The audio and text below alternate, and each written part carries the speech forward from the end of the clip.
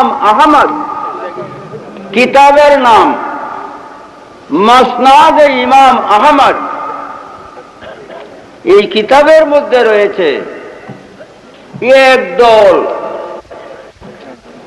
মক্কা শরীফের একদল কাফের আয়া হুজুরের কাছে কইছে, ইয়া রাসূলুল্লাহ, আমরা মুসলমান হইতাম আইছি, কিন্তু একটা শর্ত। কি শর্ত?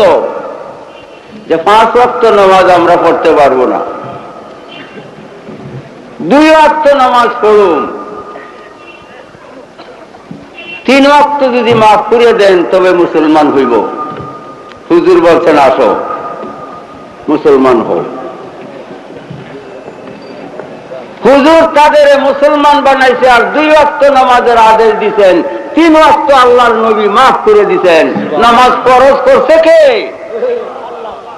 মাফ করে ফেরা। হ্যাঁ, নবী চিনো? মাফ করলো কে? নবীজি মাফ করিয়া দিছে, আল্লাহ যেন মাফ করিয়া লইছে। নবীজির শান যে কত মহান আরো দেখবে রে ভাই হাসরের ময়দান, যখন লটকাইবে মিজান।